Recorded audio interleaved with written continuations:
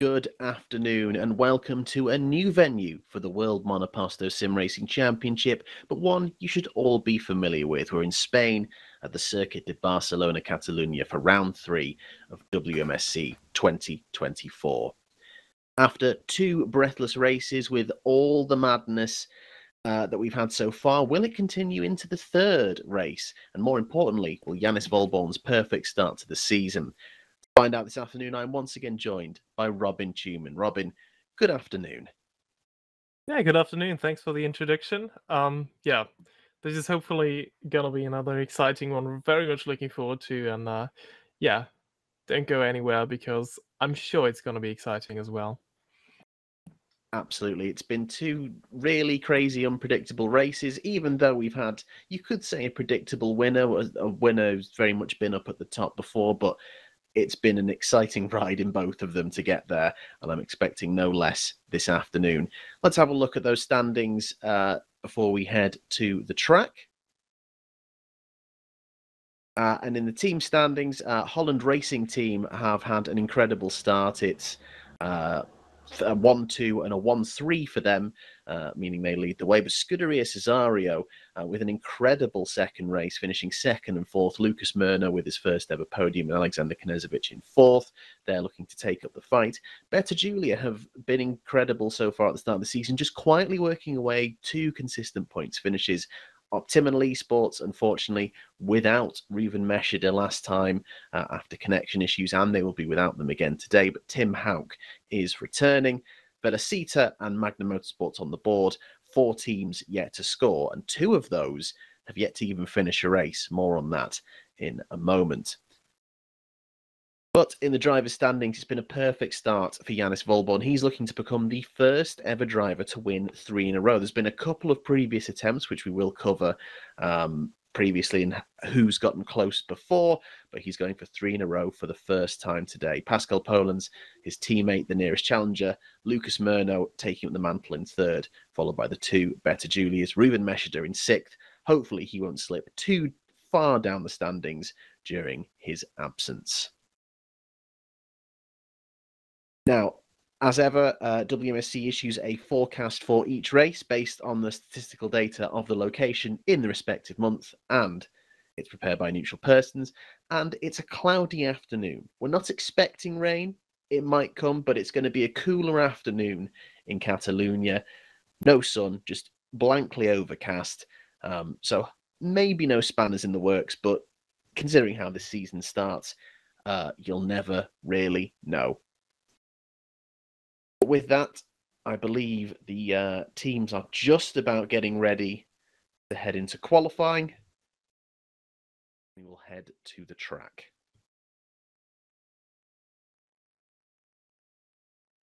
So we're just waiting for things to kick in there.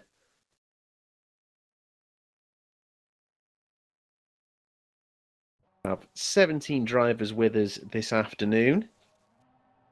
As mentioned, Reuven Meshida missing this afternoon, but joining us from the sidelines, it seems. Reuven, good afternoon. And Paul, hello to you as well. The team boss of Infernal Void and Velocita Virtuale in the chat as well. Yeah, good to have you both here. But yes, Reuven's missing this afternoon due to internet issues, which hopefully will be fixed very soon. Teams we are also missing Mateus Machado for Potenza Esports and Jay Black from Magnum Motorsports. But everyone else is here. The 15-minute qualifying session is about to begin as the lights go green. That looks like a Holland Racing Team car at the front leading them out. It is indeed the championship leader, Yanis Volborn. He wants to win everything. That is just his mindset. He wants to be the first to leave the pit lane on his quest to become the first 3-time in a row race winner at the WMSC. So you were gonna say something? Gonna say he's got the mindset. That's the first thing ticked off. Let's see if he can continue start as he means to go on. Oh, great news in the chat. Ruben mentioned a new internet connection is coming 25th of April, so just a couple of days. Hope to see you back in Monaco then. What a great race to come back to. That was another incredible race last season. Very interesting to see how that goes this time around. Yes, just a reminder, there is no Parc Fermé in play, so they're not qualifying on race fuel anymore like they did last season. They can go low fuel, and they can push as hard as they possibly can. Janis Volborn, first up, heading into turn one, right over on the curb on the left there before sweeping through turns 1 and 2. Holland Racing Team car, their initial design philosophy this season, a very high downforce. Come in handy. The long sweeping corners. Catalunya. I think Catalunya always a great track to see where the cars really stand, because it's a track that requires really everything. Like, it has that really long straight on the pit straight, and a lot of fast and flowing corners, but also the final sector very technical and rather slow corners. So yeah, it really is a test to these cars, and here you can really see which design philosophy works and which doesn't. As many of the eagle-eyed will notice, yes, we are racing without that Sector 3 chicane, so it's a lovely sweep down from 13 to 14 and across the line. Volborn sets the pace at 13.9. Benson Reed just 3/10 back. He's been looking good in practice so far this afternoon, continuing better Julia's strong start to the season. Gianni putting his, everyone getting their sighting laps in. Mark Jordan returned this afternoon. He scored on his and the team's debut in Australia. Missed last week. Fortunately, his stand-in was still able to score points. There is Lucas Murno, who took the challenge to Holland Racing Team in Ruven Meshida's absence. Will he be able to do it again this afternoon? Here comes Philip Pushka, who this afternoon will have a 3-place grid penalty to deal with. His retirement at the end of the last race, he did not wait for the race director to allow him to quit out, so he will have a 3-place grid drop from wherever he qualifies. And you may have just realized that there is a new name there as well in one of the Infernal Void cars. Lucas Bingenheimer is filling in for Victor B, who can't make it today. Lucas has been racing usually in GT3 cars, so this is a bit of a new one for him. Usually he is the engineer of Infernal Void.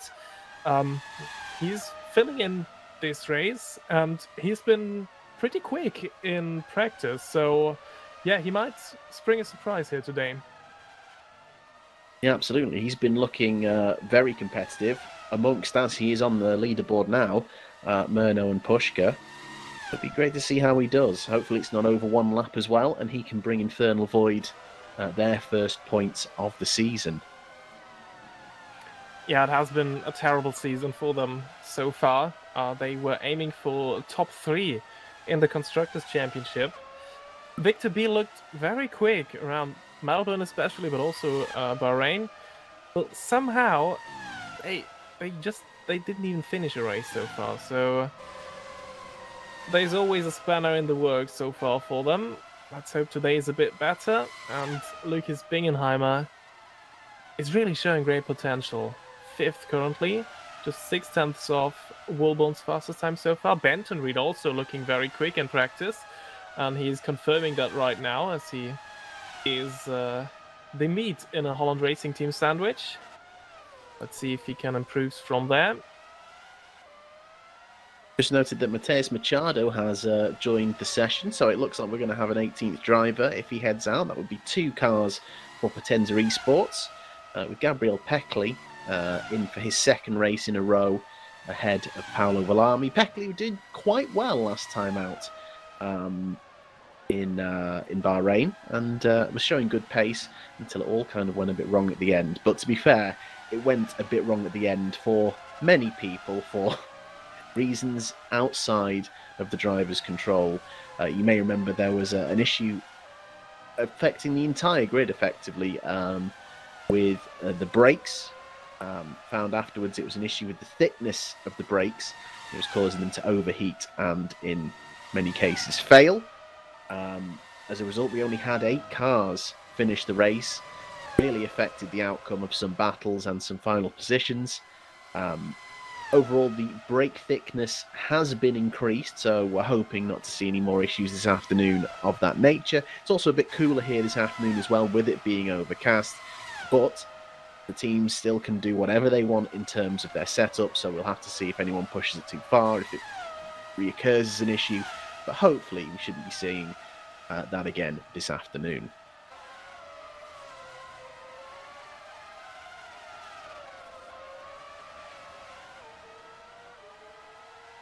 Join Alexander Knezevich heading through the final sector. Looking to gain some time after a poor middle sector. See he goes, powers through the 14th and final turn. And towards the line.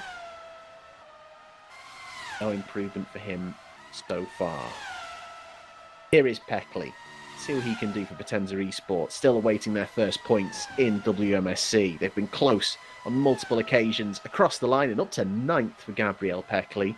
That's a solid lap indeed. Here comes Machado, his teammate. A late arrival here today. See what he can do with no real warm-up. Charges towards the line. It's just ahead of Labau, who's yet to set a time. Magnum Motorsports. In fact, here he comes. Let's see what he can do. And looking at his split differentials, it looks like it's going to lift him off the bottom. Yeah, he could be around top 10, maybe. Not quite. Lost quite a bit in the last sector, 8/10. Still, hopefully, a platform to build upon. Going Daniel Benton-Reader, who's now no longer the meat in a Holland sandwich, only 1/100th of a second between the two teammates. Can Benton-Reader do something to get between them? I don't think this lap is going to be a middle sector. Something went wrong for him there. Interesting to see if there's going to be a step up for Better Julie this week. They have brought some updates. Front and rear wing chassis. Which is now maxed out in their development path. There's Jendrik Beerhoff going wide. Hold on, but that is that lap done. Nardo comes again to try and get himself off the bottom. Charging towards the line again. And he does get himself off the bottom again, this time at the expense of Jendrik Beerhoff. That's going to be a good lap by Lucas Bingenheimer.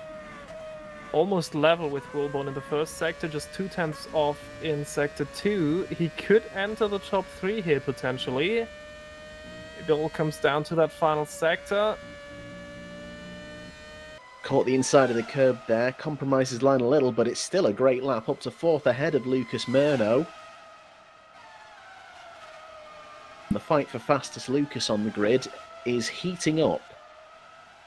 Yeah, that's going to be a very interesting battle, I think, through the race as well, if Lucas Bingenheimer is able to keep that pace up in race trim. We know that Murno is very strong and very consistent in race trim, so he has all the experience in WMSC. He is, in fact, our longest-running point scorer. 15 races in a row. Lucas Murno has finished inside the top 8.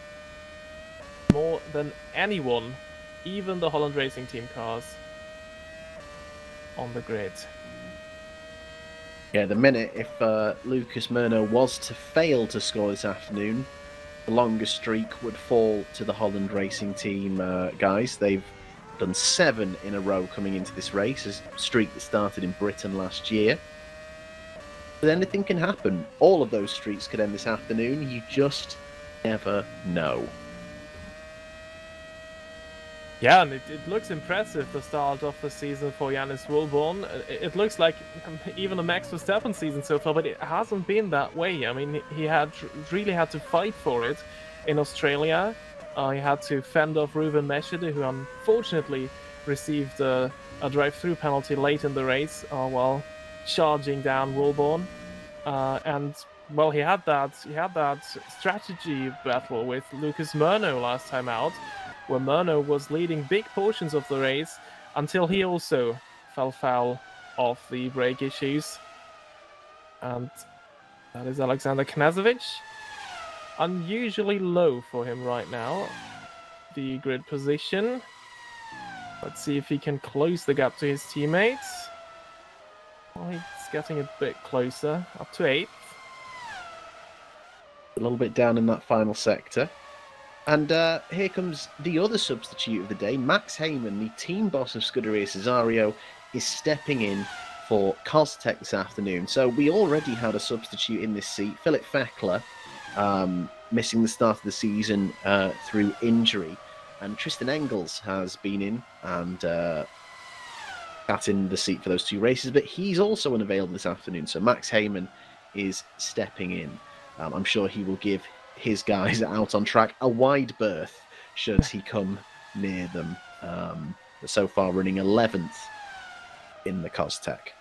Yeah, he could become something of a super sub, as he might be able to score the first points for Costech. Pace seems quite good at the moment. And we all know, if the first 2 races were anything to go by, that just keeping your nose clean is really the way to score points here. Grid position does not matter at all. Absolutely, we've had a couple of points already scored this season where it's just been run clean, keep out the way.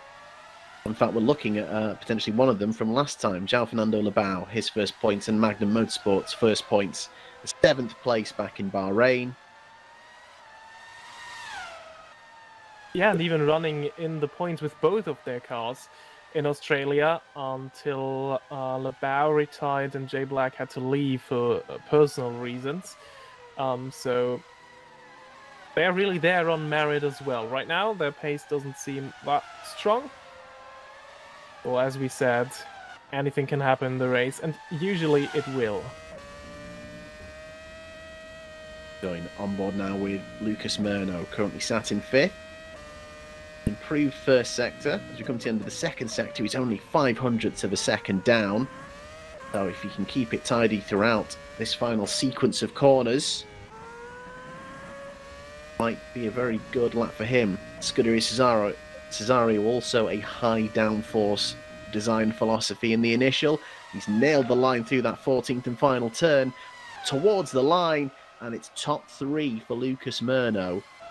Very good lap indeed, only 0.3 of a second down on the Holland Racing Team guys. Can Bing and Eimer respond? We head through the final corner with him, and again he's got on the inside of that curb, but hangs it out. Not an improvement in position, but a slight improvement in time there for him. And half a second covering the top 5 as we come into the last minute of the session. Yeah, so we will be approaching the sharp end of the qualifying session now. Everyone's out except Gino Gigiano. So there's going to be a lot of traffic. I think Bingenheimer won't do another lap. There's a big clump of cars now coming through that final sector as well. They're all going to be trying to get to the line. They want to spread out so they've got the space for a lap, but there's only 10 seconds of the session left. Tim Houck, in the meantime, is effectively racing here. He's not going to make it to the line. I'm guessing this is his final flying lap. Lucas Murno is coming in. He won't set another time. Gonzalez Cativo currently in 10th. That first sector is looking very good. Can he keep it together through? Fast, sweeping right-hander, heading towards the end of Sector 2. And he's only 0.3 down. This is a good shot at an improvement for Gonzalez Cativo.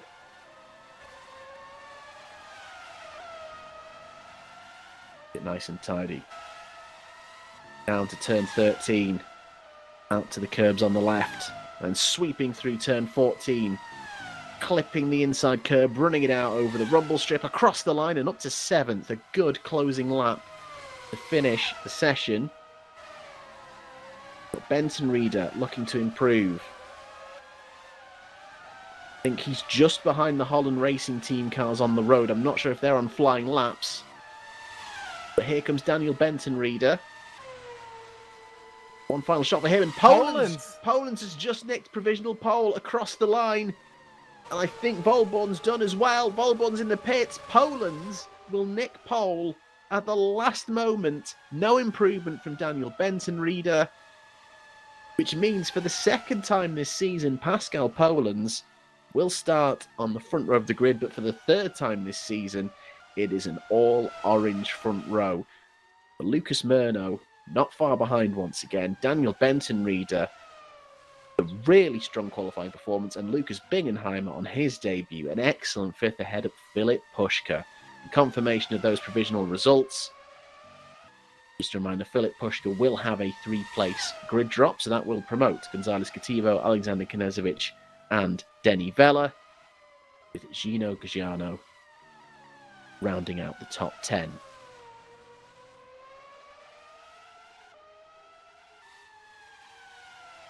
For the best of the rest, Max Heyman, another solid performance from a super sub this afternoon ahead of Mark Jordan, Peckley in 13th, João Fernando Lebaron 14th, Tim Houck 15th, Mateus Machado in 16th, Quercio in 17th, and Jendrik Beerhoff for Velocita rounding out the grid. So, in about 10 minutes, it will be lights out in Catalonia. I do hope you will join us. We're going to go for a quick pause and then time for a race.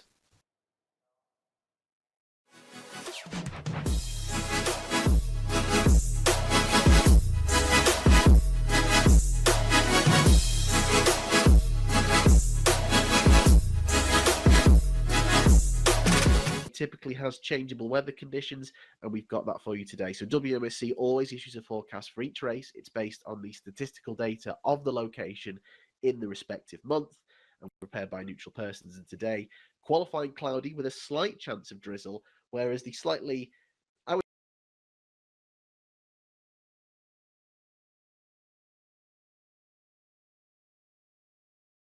time we reach Lake Com.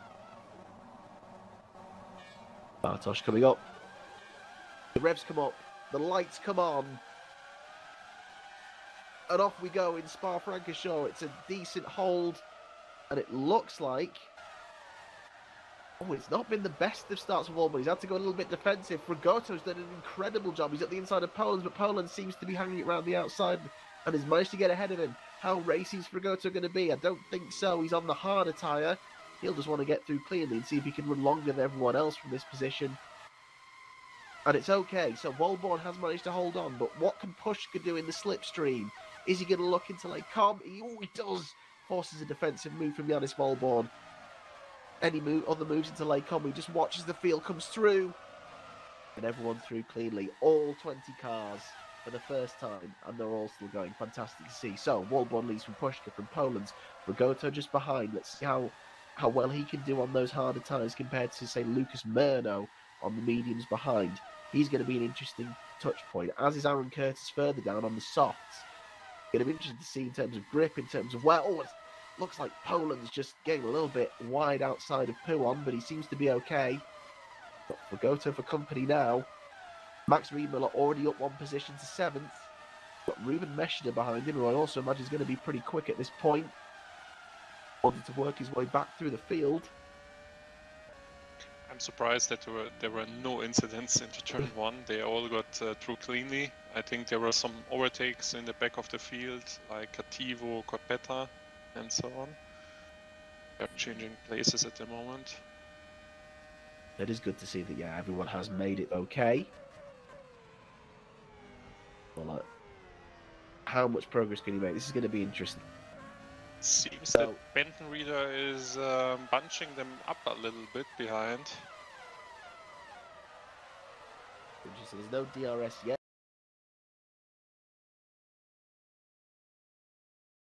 Interesting to see what moves can be done as we head down the Kemmel Straight.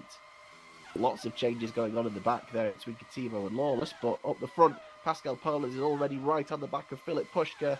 As you predicted, the straight line speed in Sector 1, there's just no answer for it, and Polens makes it a Holland race. We 1-2! Benton Reed is having to go incredibly defensive to try and keep Riedmuller behind. He's fighting that one tooth and nail at the moment, and Gajano side by side with Meshida.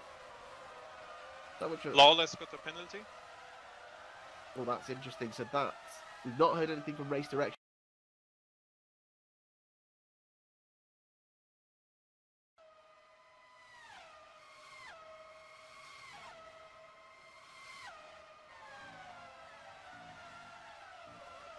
Oh, this is the moment.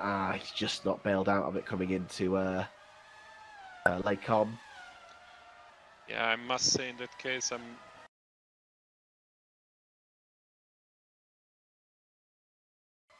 stay with him. Clean and tidy through Eau Rouge and Radion. I think you will see now the top speed difference. I think that Giugiano will almost stay ahead, probably. Tries to cut across. Oh. Yeah, just barely. He just barely overtook him. I think he felt like he needed to do that, almost like he might have, might have had him alongside him through Lake Com. His recovery almost complete. Oh, and this will be interesting because these guys met in qualifying. Oh, and Riedmuller is going to be... Oh, and the impatient Max Riedmuller returns. He just wants to get past Denny Weller.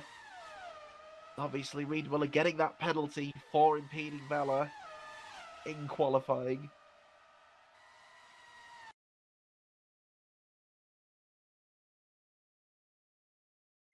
As I said, I think there is some bad blood now after that qualifying session. Oh, and two of the front runners are in. Pushka and Volborn are in. Our race leaders in as Riedmuller looking to try and come to the inside of Blanchimont. He holds it on. Oh, little bang in the side pod there. Messenger in the meantime going for a fastest lap. It's all suddenly happening now. Great move though by Max.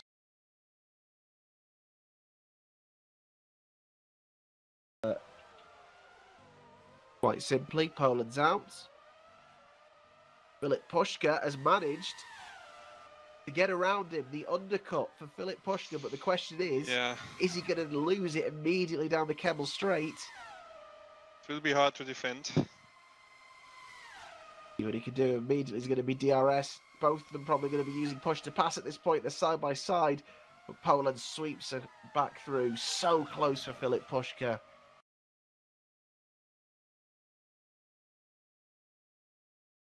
Certain that he's going to be his only second stop. Timing also says he's going onto the soft tyre. We'll see in a second if that's the case.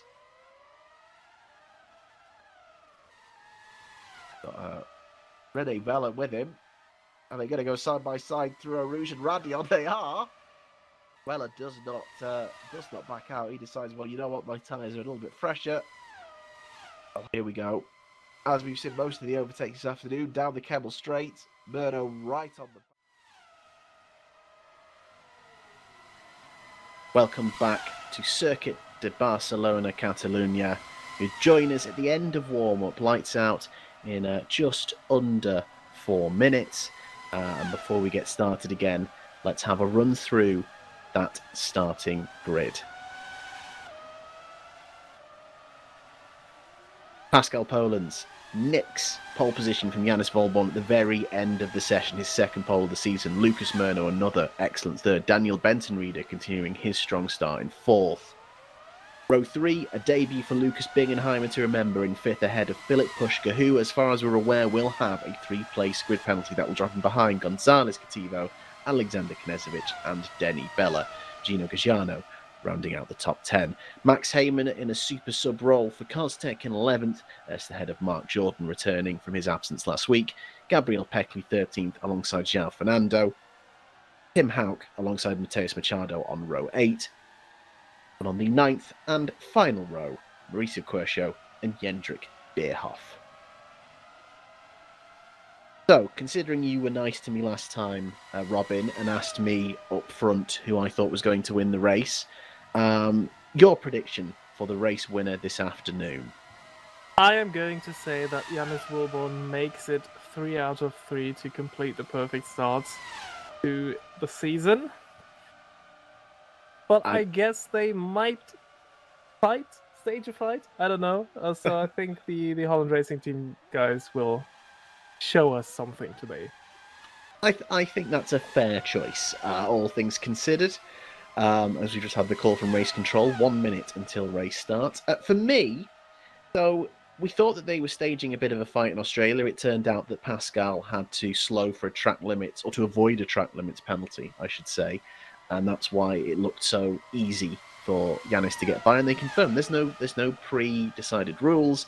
They're not fighting. However it shakes out, it shakes out. So I am going to say Pascal to take the win this afternoon, and see how it goes from there. I think he's got a good chance. But let's see how close Lucas Murno can stick with them once again this afternoon. He might be an outsider once again. But I'm really interested to see how well Daniel Benton-Reader does in terms of race pace, because that fourth is fantastic for him. And Better Julia have been great at the start of this season. They've brought upgrades this week. So it'd be good to see if they come in favour. And those are for front and rear wing, and for front wing, which, as mentioned by Reuven Mesheder in the comments, downforce very important here. He was saying that the setup was nearly Monaco wings to be fast here, so downforce very important, and Better Julia have upgraded in line with that ethos. So it'll be interesting to see how it fares them this afternoon. Wait as the server resets, and we wait for the drivers to join the grid. There is no formation lap. There was an issue with the lights going out after a formation lap, so it's been scrapped for this season to avoid that glitch. And that first time happened in Spain last year. It did, when you were by yourself. And yeah, so obviously it was in Jerez last season instead of Catalonia, won by Max Reed-Muller, who made it 2 in a row and 3 overall. But what were your memories of Jerez as everyone pops onto the grid? That was a very tactical race that went very chaotic in the last laps because of a big crash that caused a safety car by Daniel Benton-Reader. And that was a race where Yannis Wilborn really struggled. He had a couple of off-track excursions. He was battling in the lower point-scoring positions. And actually, that was a really strong race by Pascal Polens, who dragged that car that was really not suited for the... Oh, well, Here we go. The revs come up. The lights come on. And Catalunya makes his debut in WMSC. Let's hope that this race is as interesting as Jerez, that we have to rush a description of it at the end. Here we go, down to turn 1 we go. Solid start from both the Holland Racing Team cars, giving each other the space, but Murno holding on as well to third. Benton-Reader in fourth. Polens is holding the lead as we head up the hill. Everyone seems to be going well, I say, just as we see.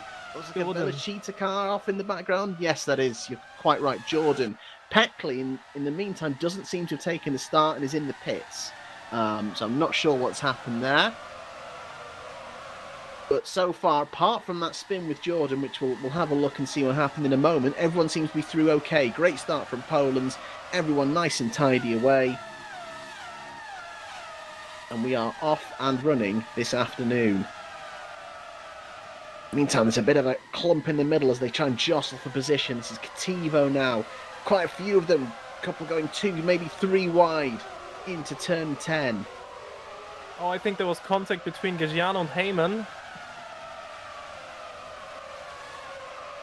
Seems like everyone's gotten away okay with Heyman up into the top 10. Could he, the team boss of Cesario, sneak Kostek's first ever points in this competition? That would be an incredible thing to see. And there's a little bit of dicing ahead between Vela and Pushka. Pushka obviously having started with that grid penalty. Now got some ground to wake up, and he wants to get past the Better Julia of Denny Vela. Long snaking right-hander that is turn 3, going a little bit wide there.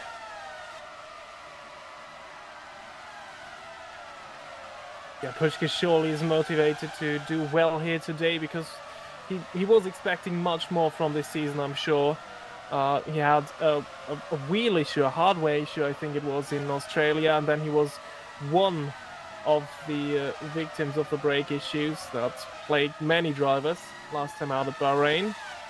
And now with that grid penalty, well, not the best precondition in this race, but he's on the brink of point scoring positions here. DRS will be activated at the end of this lap. There is a yellow in sector 2 standing for quite some time.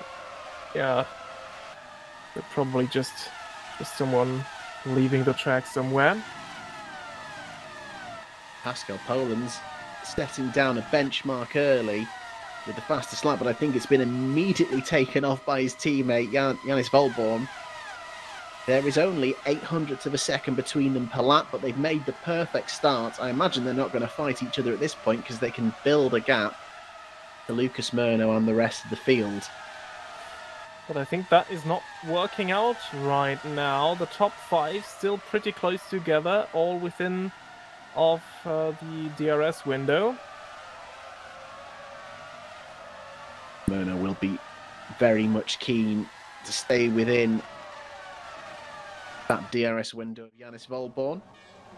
Here we go, quick replay of the start. We follow with Mark Jordan, who had that early spin. See what happened. So a solid getaway from everyone. Lots of jostling for position as we head down to turn 1. He's in a decent amount of space at the minute, but I imagine that's about to disappear. So to the outside of João Fernando. Now they're just going to touch wheels. Oh no, he just seems to, maybe it's the dirty air there. He seems to have lost it there. Yeah, seems like a loss of rear downforce there.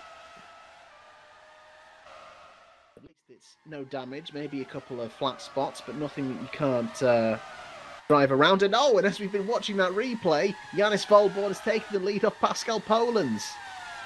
Interesting, first time passing the start-finish straight with DRS. And they immediately made the switch, or Pascal took the position. We'll surely get a replay of that as well in a second. Well, it's very interesting. Only 1 second between the top 3. So it's interesting. Will Polands fight back immediately to get back in the lead, or is he going to have to then suddenly defend from Lucas Murno? And is it going to be the same sort of pattern we've seen where the 2 Holland Racing Team cars use the DRS to their advantage to stay ahead? Okay, what we've seen so far is that they tend not to fight each other, especially if they have a third car in the mix there. In Australia it was Meshide, here last time in Bahrain it was Lucas Murno. Now it's Murno again, still being pretty close to them, being able to keep up for now. Oh, and Poland's a bit off track there. That is the opportunity for Murno immediately. Poland's defends the inside. Murno tries to go the long way around the outside. He will have the inside line for the second part of the chicane if he manages to stay alongside, which he did not. Golden opportunity there for Lucas Murno that's been missed. Poland's just looking a little bit unsettled now, rather than getting on the attack against his teammate. Now we look, and this just looks like it's going to be a straightforward DRS pass. Poland's can't defend and doesn't fight it too hard, because that is admittedly the sensible thing to do when it's your teammate.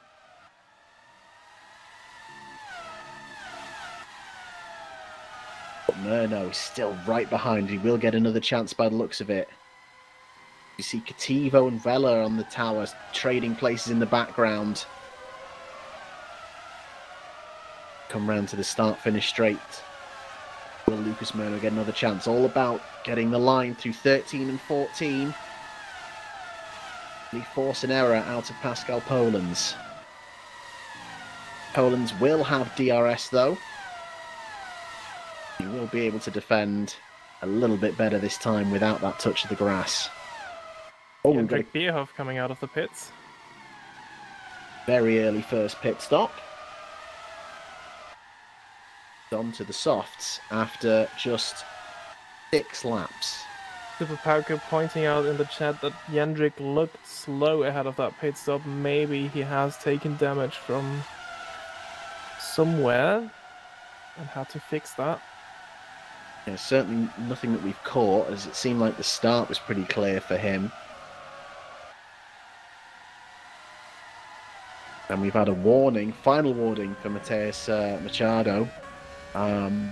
Dangerous driving on the straights. So I'm guessing that's going to be some overzealous blocking, potentially. Yeah, either weaving or maybe even moving on the braking. No, still tucked up under the rear wings of the Holland Racing Team cars. He's once again taking the fight to them, and he's got Benson Reed just 6/10 back. His top four have gone. They've had a very solid start to the race. Yeah, and it's the same situation like in Bahrain. Woolborn from Poland, Murno and Benton Reed are just behind. Now, in terms of strategy, we may have to think about pit stops as a move which has been employed before to try and break this orange wall of resistance. And the undercut has often been a very useful tool to fight. And so far, everyone is on the same tyre, apart from Lucas Bingenheimer on the soft, and now Jendrik Beerhoft, who also started on the medium but has changed to the soft. So most opting to start with the more durable tyre, but they have to run both compounds during the race.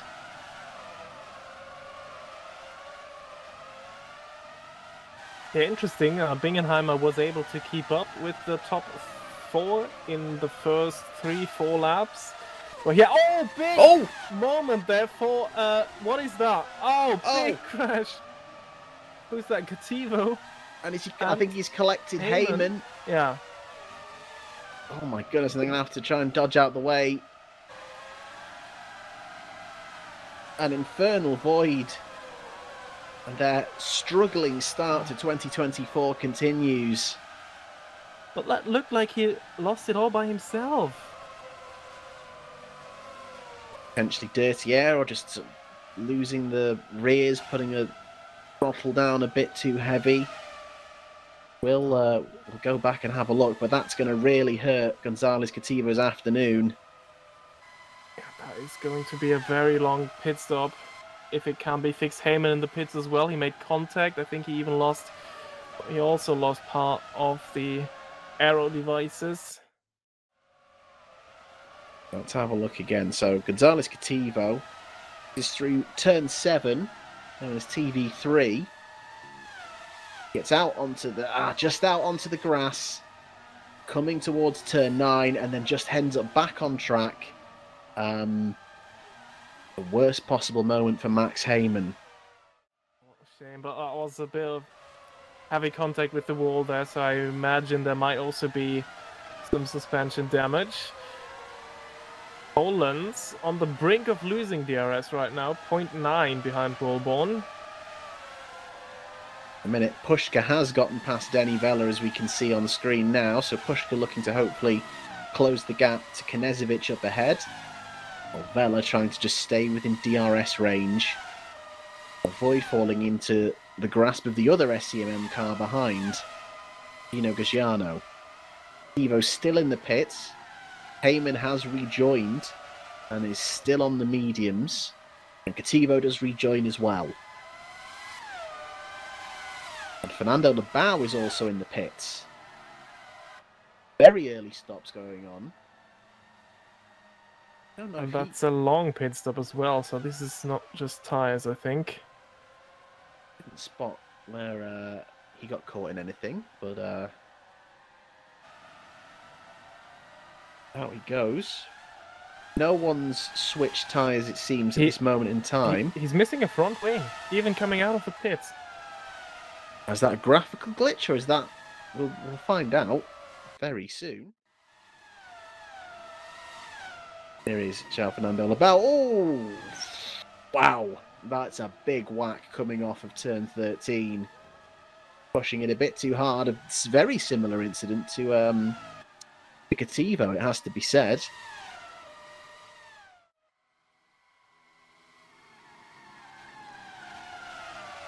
Yeah, we've seen this season a couple of times, that if you overstep the limits just slightly, you're immediately punished and will have a big slide, spin, or crash in that case.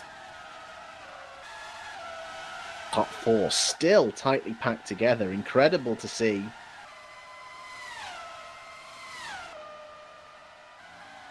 And Mateus Machado, who joined proceedings late this afternoon, has stayed out of trouble, up in 13th now, behind Mauricio Quercio.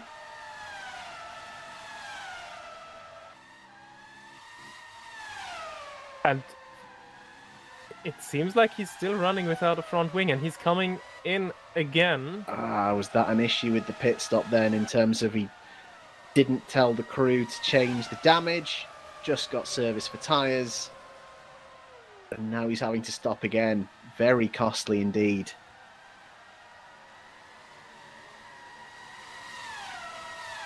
Wait. Scored his debut points last time out in Bahrain. Big accident costing him, and he's been sent out again, and you know what? He's called it quits. I wonder if he was sent out again without a wing and decided, nope, this isn't worth it. So we've lost the one Magnum Motorsports car this afternoon. Such a shame. In the meantime, Denny Vella is back on the back Pushka end just of passed Philip well. Pushka. Oh, was it just the pass? He finally made it past. Took him quite He was some past time. before. Oh, was he? But okay, interesting. So maybe they're trading places at this point.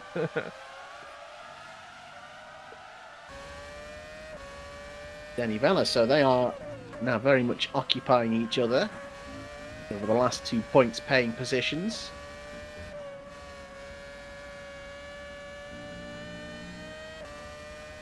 DRS now down this short middle straight. It's all about getting this final sector right to line up for the start-finish straight. Really important through 11, 12, 13 and 14. You see the varying lines there through 12. Pushka sweeps too and has got a decent little gap, but will it be enough to fend off Denny Vella with DRS? In the meantime, Bingenheimer in the pits, lap 12, and that's the soft tyres he was on. That might just be a scheduled pit stop. So it is a high downforce track. Maybe that is all the soft tyres have in them. That 12 laps. Yeah, I was about to say before that Tivo crash happened that Bingenheimer lost quite a bit of pace when he was dropping back from the top 5-4 that he was able to stick to in the opening laps of this race, but he lost a few seconds lately, so this might be alarming for everyone that still needs to use that Supersoft compound, which is everyone except from Lucas Bingenheimer. So maybe also a tactical move to get these out of the way. Will be interesting to watch, certainly.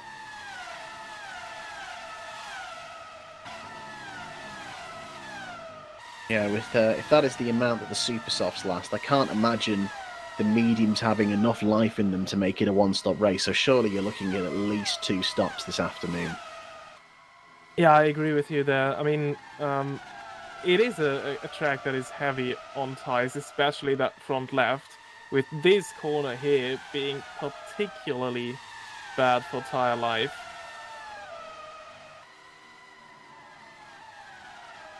According to the timesheet, it looks like Bingenheimer's back out on softs, which would be an interesting choice if that is how short they last, unless he's accepted, okay, it's a 2-stop, but I'm going to see if I can do 2 super softs and a medium stint. Wow, or he's asking a lot from the medium then. Yeah, I would say so, but we'll have to see. We've had no planned medium stops yet. The only people who started on the mediums have had some kind of issue or damage. We'll be interested to see how long these front guys last. In the meantime, Benton Reader has been dropping back. And Bingenheimer immediately catching some traffic. Tim Haug running just outside the points at the moment for Optiminal. Bingenheimer, a very solid move up the inside of Tim Haug. into 9th place and looking to make use of those fresh soft tyres. And now there's a bit of clear air for him. Gagiano further 4 seconds up the road. A very low downforce design for Infernal Void. There is a big crash in the background. That is Jandrik Bierhoff in the Velocity car. The second time today we've seen a car without both front and rear wings. Yeah, and Jandrik get early on the brakes without those wings. Oh, this is going to be a similar incident. Again, just pushing hard through 13 and 14. Labau lost it through 13, Bierhoff losing it through 14. Even though the replay didn't show it there, he very much has lost both front and rear wing and will have to stop.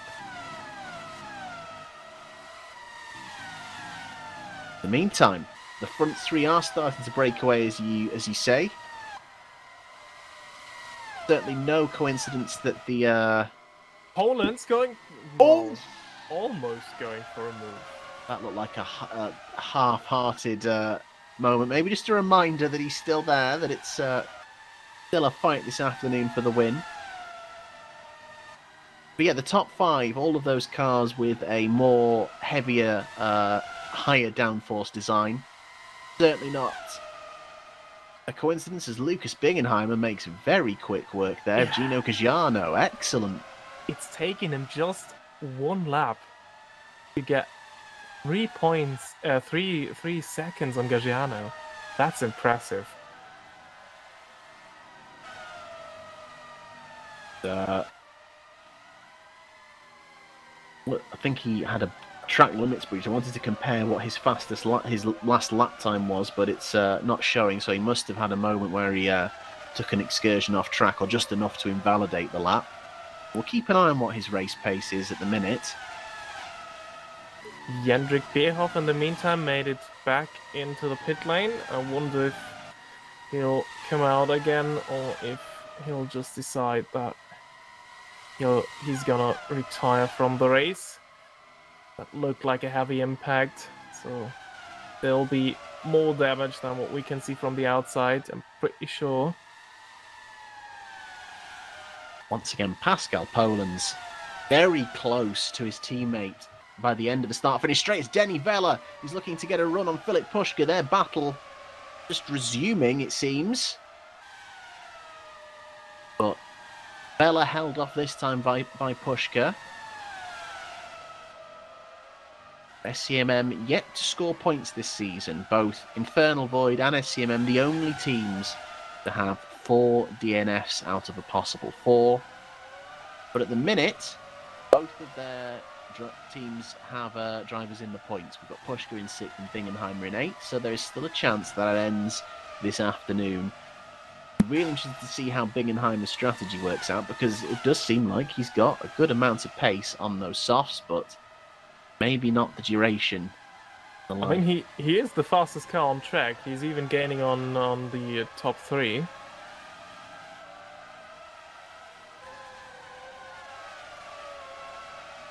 It'll be interesting to see how long you can keep this up for, and if it is going to be, just see if he can make mediums last to the end. Yeah, would say he's ambitious. I think that would still be over half the race. Yeah, lap 12 was when he came in for the first stop. Oh, once again, Vella! Vella looked to pull out, and they've tangled wheels. I think that was just a racing incident there. You can see exactly what Puška wanted to do in defending that position, but maybe didn't realise that Vella was still quite close over to him. Fortunately, they get away with it. Just a little bit of wheel tangling. But I don't think this fight is over yet. Philip Puška will absolutely be pushing back on that.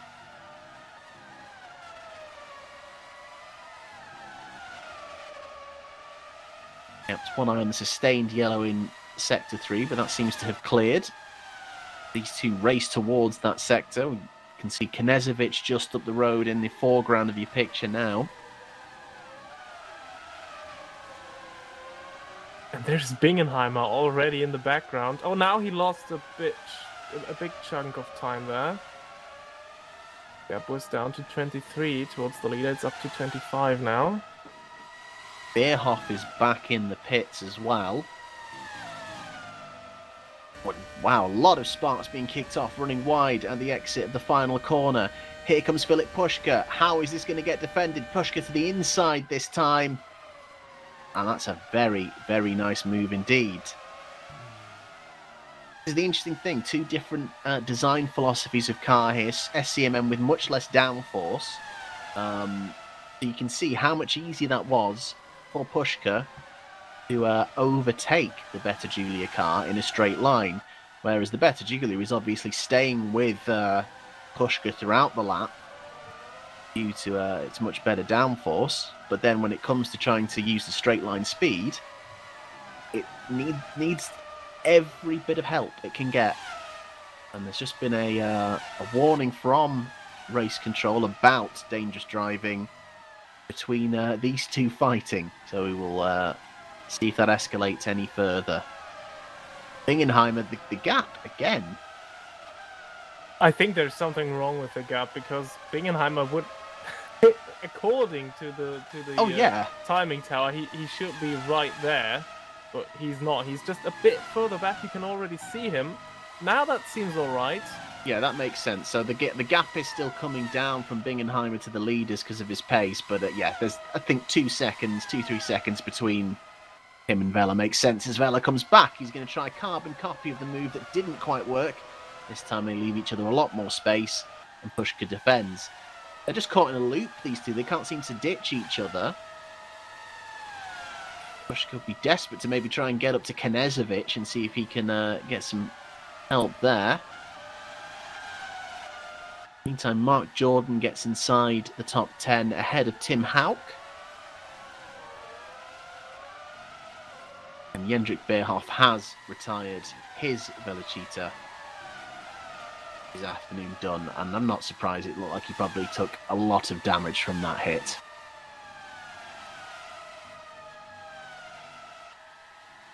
Two retirements this afternoon.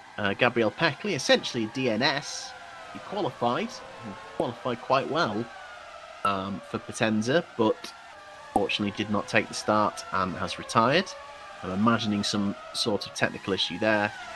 And then Fernando Labau, Jendrik Beerhoff, similar incidents, getting caught on the grass, into the wall, and the damage being too much to continue. Lap 20 now as, once again, Denny Vella is trying to shut the gap. Not close enough to make a move, but they have both reeled in Alexander Knežević quite considerably over the past few laps. And at the same time, they are being reeled in by Bingenheimer, so this will probably next lap already be a four-way fight. This is the rear wing of Knežević. You can really see how much Puška is gaining. So this might already be tires. Knežević's mediums might be towards the end of their lifespan.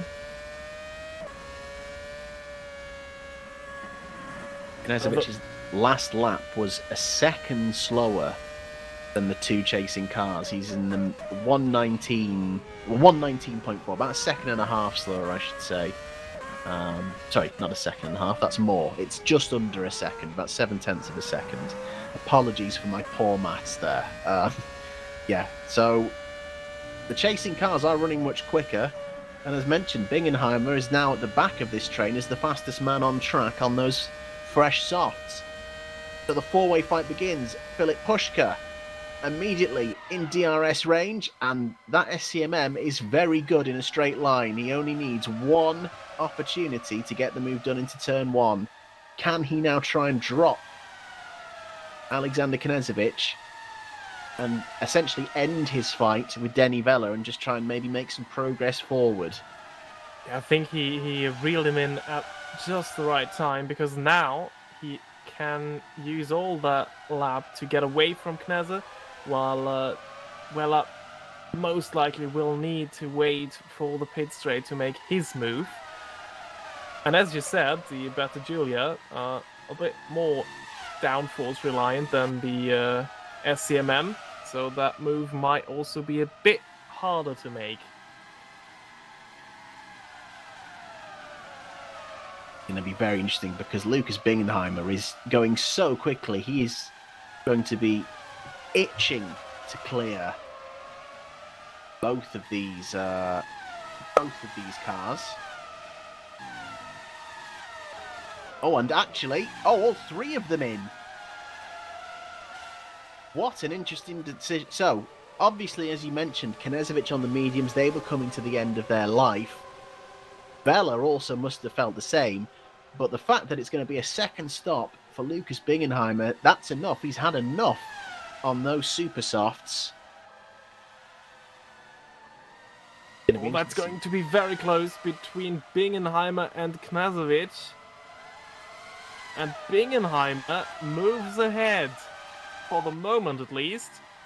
Oh, and they're coming out right in traffic. That is Tim Haug there in the Optiminal. And now it's the mediums for Bingenheimer as well.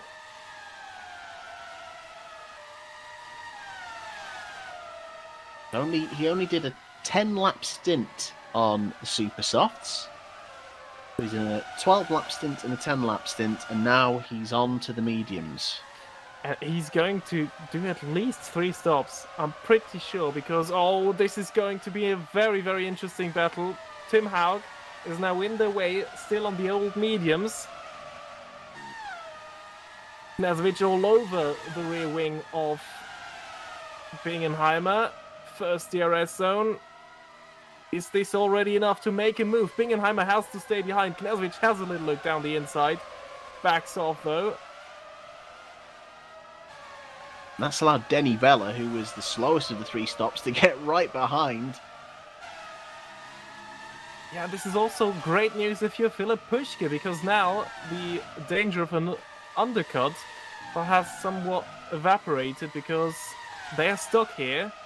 Now Bingenheimer will be released. He passes Tim Haug well, and Knežević though approaching turn 1 side by side. Oh, 3 wide they go into turn 1. What a move by Denny Weller. Can he make it stick? No, Knežević is back through. But what an attempt there from Denny Weller. And I think that was a smart bit of driving by Tim Haug as well. That was good self-preservation because he knew on the used mediums this wasn't his fight. So he's just ducked out of the way, let them fight it out with each other. And I think that's the smart decision. Very unlucky from Denny Vella. Almost made it stick and their fight's not done.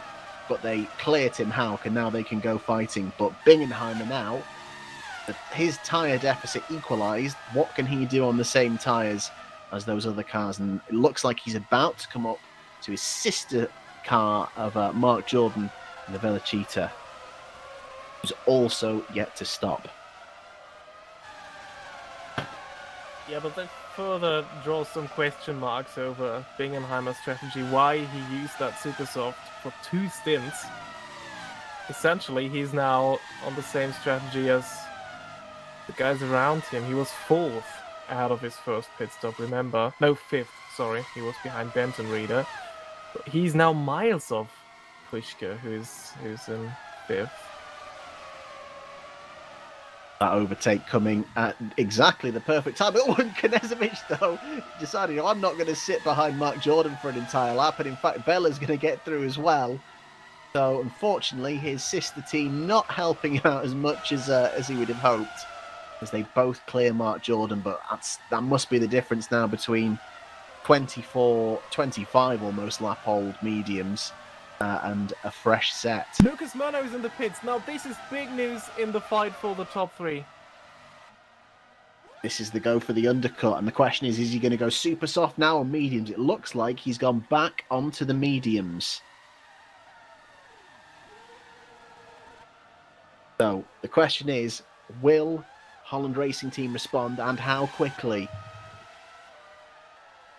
Oh, Puška in the pits as well. This is going to be interesting with Bingenheimer, Knežević and Weller. They were all bunched together ahead of their respective pit stops. Now let's see where Puška is coming out. That's Gagiano. No, I think that is Pushka, and then we've got on board with Lucas Bingenheimer. He's managed to come out ahead of them, but he is going to be right ahead of them. So he's got an important lap ahead to try and get out of DRS range. Also, Poland's is back ahead of Volborn.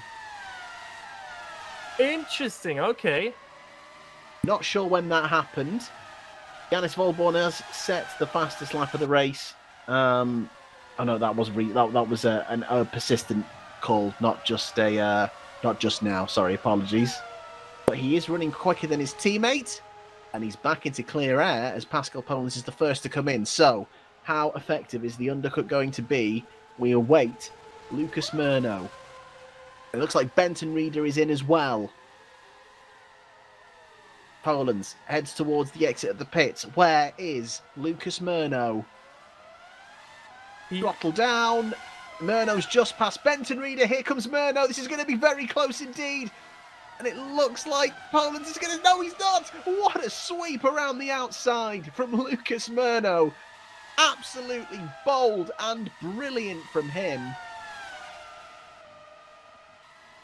That was fantastic. Round the outside, making that one stick. Very, very brave, but very effective indeed. And this is bad news for Yanis Volborn, because the undercut has worked once, and unless he can pull something out of the head, I'm pretty sure it will work again. Pascal? No, is that Philip Pushki's on the super soft? Yeah, he's rolled the dice to go different from everyone else, so he's going to have a shorter stint now and go on the mediums at the end. And I think that's a good call, because he now wants to get himself clear of fighting with Knežević and Bingenheimer. So I think that's a very smart move indeed. Now, is this the switch? Oh no, he just sidles up to him and takes the lead. Well, that to me looked like Volborn could have fought that one if he wanted to. Interesting decision to switch it just ahead of the pit stops, especially Murno's with... leading. Murno is in the lead. Oh, And he's gotten very close there with who's that? Machado, probably. It is. That could have been disastrous, and incredibly, Volborn has lost out massively there. And Lucas Murno is your race leader once again, and now the backmarkers are scrambling to get out of the way. Machado needs to stay wide, which he does. And incredibly, now there's no one's got DRS in that top three. That's incredible. The undercut working wonders once again. And Lucas Murno, for the second week in a row, leads a race in WMSC. And once again, it is on merit. And he told us after last race he doesn't expect to be that strong in Barcelona. But here we are, once again, Lucas Murno bringing up the fight to the two Holland Racing Team guys. If he continues like this throughout the season, he might be a true challenger here. But Poland's already back in that 1 second window, 0.9 seconds now. He is not able to open the rear wing quite yet. But he will be at the next opportunity. A very important lap now for Lucas Murno.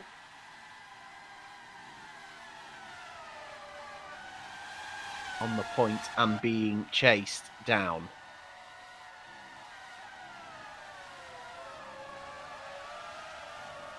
So, 25-26 laps on those mediums for this leading pack. Couple coming in around lap 22, but the theory is if they can get to around lap 50 on these mediums, that will leave them with 15-16 laps on the soft, which, to be fair, the only kind of reference we've had on the soft is Lucas Bingenheimer, and he did 10 laps and 12 laps, so many of them might be wanting to extend this this middle stint on the mediums so they can run as little as possible on those softs, because it does seem like they go past their best quite quickly. Yeah, but I mean, saving them for late in the race might extend their tire life just a little bit, because the cars will be lighter, and look how much Poland is gaining. He's right there now. And even though it just said that Poland set the fastest lap of the race, it was immediately taken off of him by Janis Volborn, who is the fastest man on track by 0.3 of a second, a 1 minute 16 dead. The Holland Racing Team cars now are pushing hard to get back ahead of Lucas Murno. And Volborn didn't have DRS. Poland's had. Volborn didn't, so that's all the more impressive. Once again, Benton Reader has been dropped during the pit stops after a good first stint. We did kind of see that, I can't remember if it was in the last race, if it was in Australia, but the pit stops just seemed to be the killing moment for Benton Reader's chances, but still running fourth and running well, and there's no guarantee these top three are going to get to the end. Something may happen, especially if there's going to be a fight between them. Out of the final corner, Lucas Murno comes. He's got Pascal Poland's right there. DRS is going to be open. Holland Racing Team car may not be the rocket ship in a straight line it was last season, but it's still pretty damn quick, and there's half a look there from Pascal Poland's. Lucas Murno not tempted into a defensive move. Again, he's closer. And Volborn is within 2 seconds of the leader now. In the meantime, Bingenheimer, Knežević and Vela fight for 6th place. And Vela getting onto the dirt there just ahead of the braking zone. Fortunately getting out of it before needing to stop. Remember, Filip Puška was part of this group before the pit stops and got a good stop and is on the super softs and used it to his advantage. He's now about 3 seconds clear of this group and using that to his advantage to get into clear air. Yeah, that might be a very smart call in the end, because now he can just set some quick lap times on the supers, and then he is out of sync compared to these guys, and he might not have to battle them anymore, if everything goes according to plan, we believe. This is once again the battle for the race lead. Murno this time is defending from Pascal Poland's, forcing him the long way, and Murno stays ahead for the moment. In the meantime, Janis Volborn may have DRS at the end of this lap, just outside 1 second behind his teammate. He almost certainly will. That was a good bit of car positioning from Murno there. Didn't compromise his line too much. He was able to defend and keep Poland's behind for now, but Poland's is charging hard.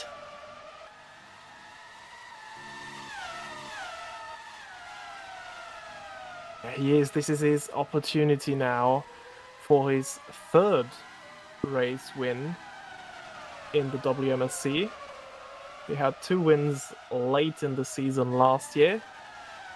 These came at Road America and Brazil, if I'm not mistaken. He's indeed one of the drivers who've been able to do 2 in a row, back-to-back, and then not get the 3rd. Volborn has also done 2 in a row once before last season, early last season. Murno once again going defensive, this time a lot more defensive than last time. There is contact! And that is surely going to be at least a warning. Wow, I think Murno again, I think it was just the same sort of misunderstanding that we saw before. He's tried to sweep back onto the line just a bit early before the car's cleared. Well done to both of them for holding it. But now, Volborn is going to look to get past Murno, but can Murno stay in DRS range and get back past Poland's? For that to get very interesting indeed. As pointed out by Infernal Void team boss Paul Muller, fortunately, González Cativo retires from the race. So there is now only 1 Infernal Void car, 1 Velocita car left.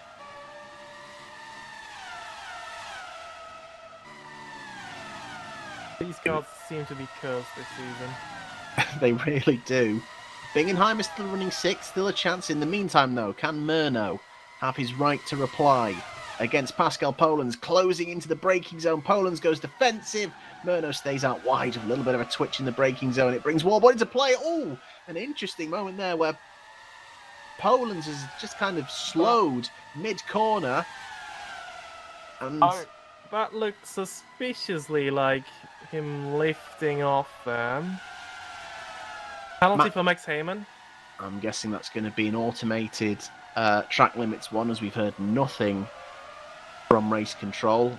Track limits penalties handed out by the game, and they stand. So unfortunately, it's going to be a trip through the pits for Max Heyman. What seemed like a very promising start to the afternoon for him, for the substitute driver and Cesario team boss.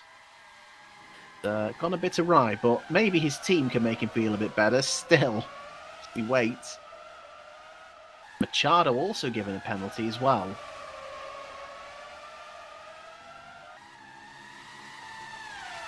Head down towards the final corner again.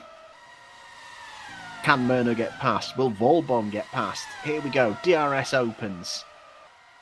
A long charge. Only seems to be in striking distance right at the very end. Murno. Oh, he thinks about it. Doesn't get alongside. Maybe he's trying to spook Polens a bit. In the meantime, Volborn just staying out of it for the moment, waiting for his chance. We are still waiting for a call on the Polens-Murno battle from race control, because I think there will be at least a warning, probably for both of them. A couple of times we've heard the little sound as if race control are going to say something, but I feel like with penalties getting handed out and then they're just in such close quarters, I think they're waiting for a good opportunity to say, hey guys, just final warning on that. But they are so close to each other, it feels like at any point Lucas Murno could step out, or similarly Yannis Volborn. Yeah, and it's just come through now, just tactically as they enter a point of the track. And we've just had a penalty for Machado and Maurizio Quercio for lapped cars not moving. And that was to do with an incident with Daniel Benton Reader, which obviously happened off camera. As we head down the main straight again, Poland's going defensive early. No one quite close enough this time.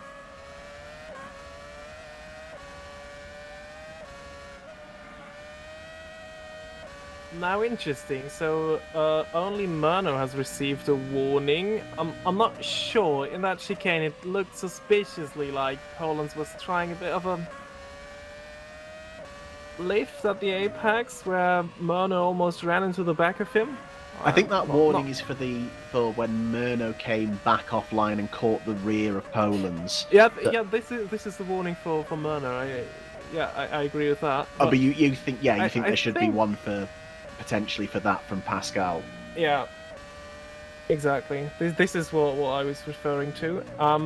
And these two have a bit of a story. In Bahrain, they also received a final warning for dangerously dive bombing each other into turns 1 and 4 respectively. So they have a bit of a history. Yannis Volborn probably will just bide his time and see if they will take each other out, and he will have a much easier afternoon than he has had so far this season. But once again, he really has to fight for it. Yeah, even if the records do end up showing Yannis Volborn wins 3 in a row, none of them will have been straightforward. None of them are the Max Verstappen-esque drive off into the distance stuff we're seeing in Formula 1 at the minute. Every single one has been tight at the front, sadly deflated by the brakes issue from last time. Otherwise, that would have gone right to the wire. And now just imagine what will happen when Ruven Meshida is back. This will be a full-way fight. He will be right there as well. I honestly can't wait, and I'm actually sad that I'm going to be missing Monaco when that happens as well. But wow, we're in for a treat the next round of the championship. Machado, in the meantime, I presume is just serving his penalty. Like it. So Pushka stopped for his super softs on lap 25. we have to keep an eye on when he decides to end that stint, because obviously it's hopefully going to be his final stop. May give us an inkling as to when people are going to try and stop who are on the mediums. He's the only one who's gone in the opposite direction in terms of strategy, with the notable exception of Lucas Bingenheimer, who's done that extra stop on the softs.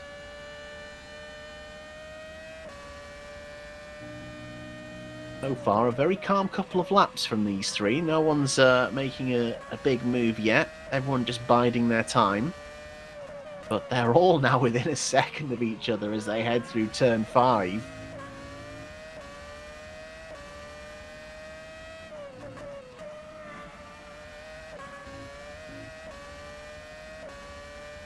Holland just clipping that sausage curb on 8, but not unsettling the car.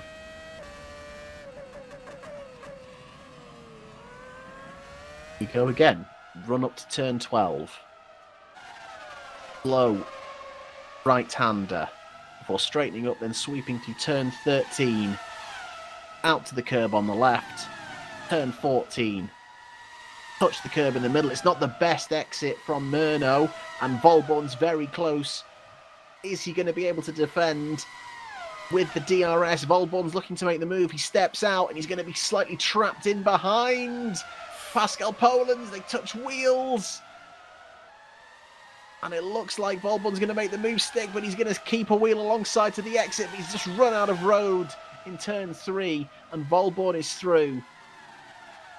And unfortunately, Murno couldn't brake any later than Volborn because Volborn had clear road ahead of him, and Murno, unfortunately, had Pascal Polens boxed in by the 2 Holland Racing Team cars.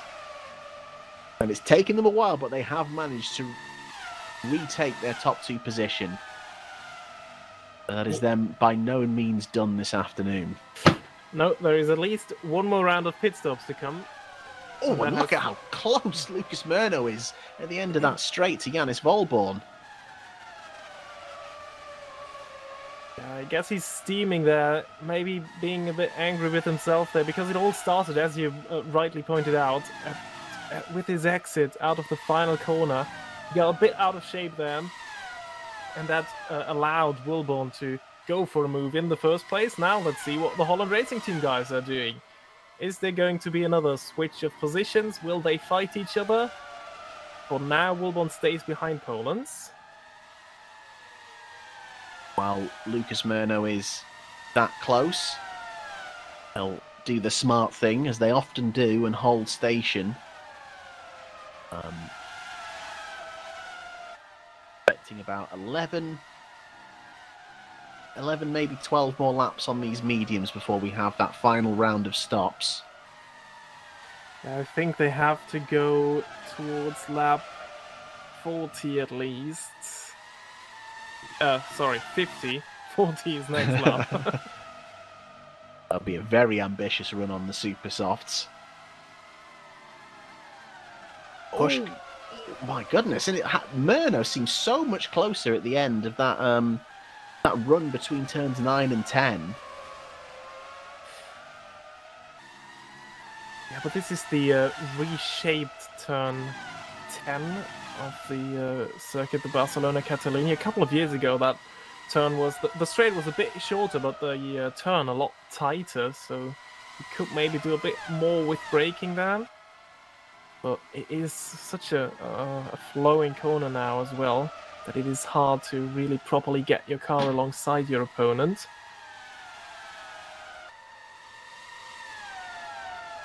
He needs to make his move at the end of the pit lane, but this is pit straight, but this is where Holland Racing Team are so strong, especially with their DRS upgrades.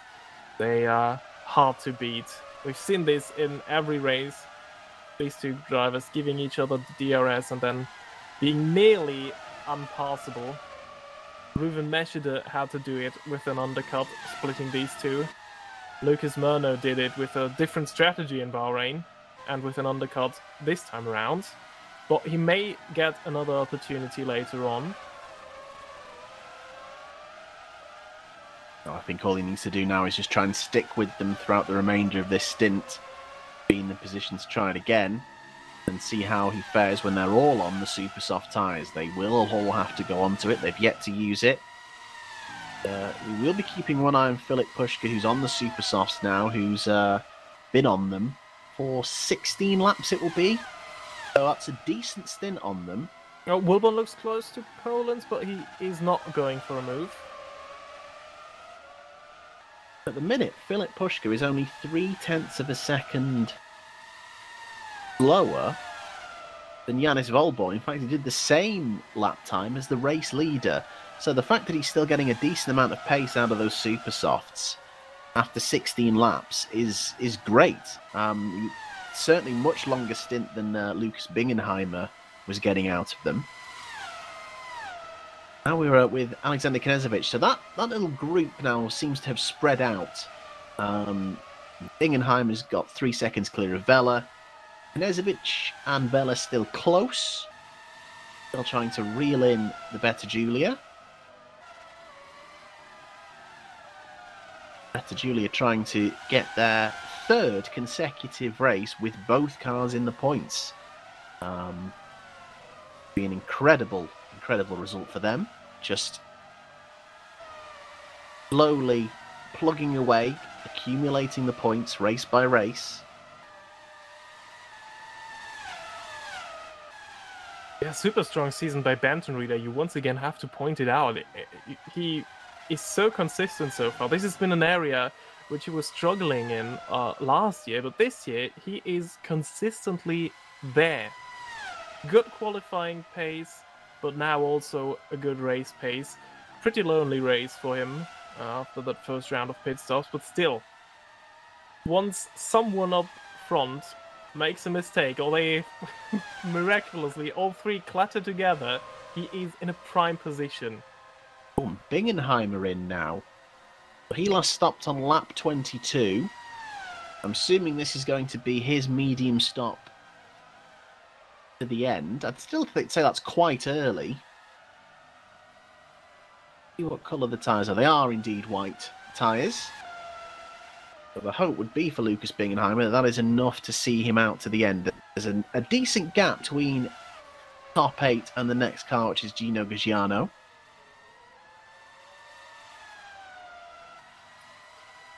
This is interesting. So Lucas Bingenheimer presumably is struggling with tyre life a bit.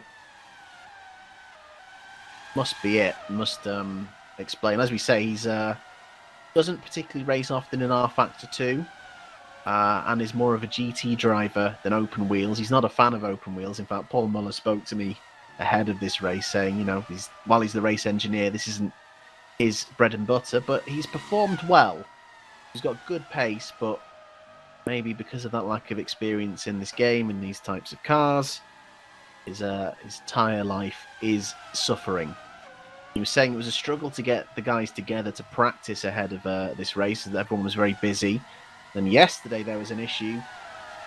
The front 3 navigate the Magnum Motors... not the Magnum. Who is that? Is that Tim Houck, sorry? I think that was Tim Houck, yeah. Tim Houck, sorry, apologies.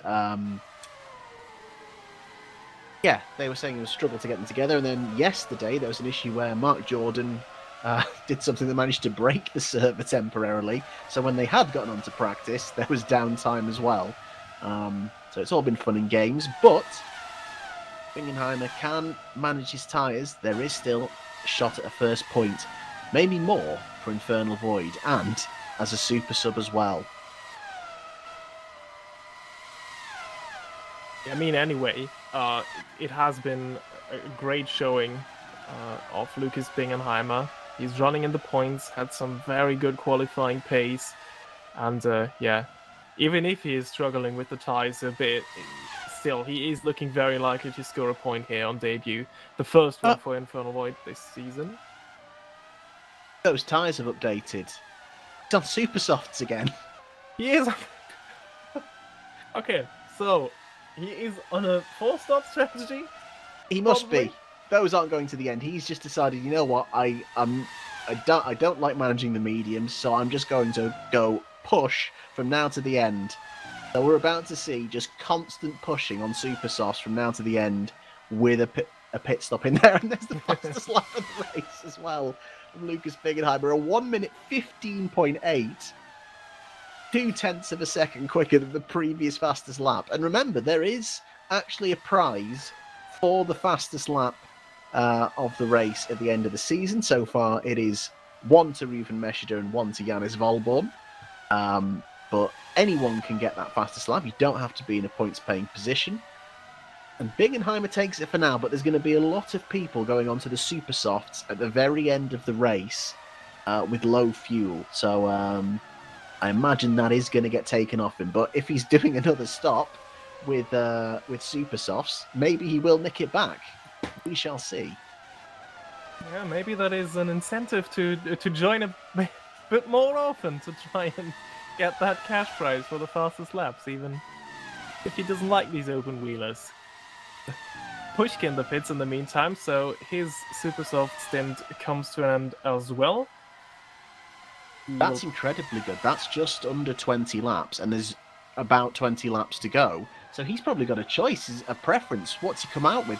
Those look red to me. He might have gone for a double super soft stint. And considering he can make the tyres last, that's a pretty good run from him. Yeah, that's a good choice. Great strategy there by Philip Pushka, because he's really avoiding that fight he had earlier with Bingenheimer, Knežević and Weller. He can now just run on his own, clear the back markers, and then hopefully, finally, score the first points of his season. Yannis Volborn once again is very close, and Lucas Murno is on the brink of losing DRS. Now, Ruven Meshida, the Murno gonna do an undercut in the chat. Well, I presume he is going for it at the next opportunity, especially considering he is close to dropping out of DRS. Now he's a bit closer again. Maybe once again a bit of a slide out of the final corner that caused that gap to increase then. Big lift there through turn 9. The tyres are going to be going off now, going to be coming to the end of this stint. And Philip Pushka has a penalty.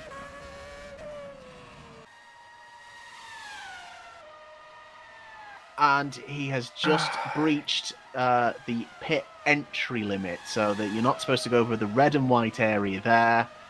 And I can't believe something else is happening to Philip Pushka to ruin his afternoon again. He can't catch a break, can he? Looked firmly on for 5th place. Maybe more if he could, make these softs work for him over these final 20 laps. And Wow. Lucas Murno incredibly close throughout turn 3. His tyres may be a little bit better off than Volborn's at this point for how much he reeled in there, but he stopped earlier than both of these cars, remember. Volborn's tyres 2 laps newer than Lucas Murno's. Did Volborn have a bit of a mistake there? Because he's lost ground to Poland's. Might be, or he might be giving Poland's a bit of a gap to his pit stop. Potentially. He's know. lost DRS at this point. And, Man, he was half thinking about it. But he's going to be so close. This must be him backing him up for a pit stop. Yeah, I expect Volborn to come in now, probably, and then Poland's to follow suit to cover an undercut. No, that is not the case, so Murno might now have a great opportunity. Yeah, was it planned or was it a mistake? It looks like it might have been a mistake, but Volborn might still be able to hang on. Just not quite close enough, unfortunately. That was the golden opportunity, a gap of 2 seconds between Poland's and Volborn. Or maybe that is still the plan and they're going to do it over another lap. Yeah, risky to do that, but if he was able to hold it now on the pit straight, that is surely going to secure a race win for Holland Racing Team here. Now, sometime during last season, the teams were warned to not drive unnecessarily slow for tactical reasons. I wonder if that warning still exists. I think it was from Monaco last year, if I remember rightly, as well. And but Murno is going for it, and he's forcing his way through. There is a bit of wheel banging, and Murno now has to... Oh, going to be on the outside. I mean, that's an incredible, really nice move just to kind of slide it up without looking at it. Oh, and that's a very brave play of the track to go side by side. Gap up to 3 seconds to Poland's, but Poland's is staying out still. And now here comes Murno. This has got to be the chance to try and get past. Forward we go. He's going for it. Surely he is. He knows he's got to. But incredible! Oh, but manages to hang it round the outside and stay ahead. Up through 3 they go. Is Murno going to have a chance to look into 4? It's not typically a place. And they've got a back marker coming up. Oh, getting a bit of dirty air, I think, maybe Murno. Catching a big broad slide. Kostek there ahead of them. And it looks like the Kostek's going to give Volborn DRS at the perfect moment as well. Oh, he's not going to duck out of the way before turn 9, though. Does now, but he's got the DRS and can hold them off, and the gap is now 4.6 seconds to Pascal Poland's.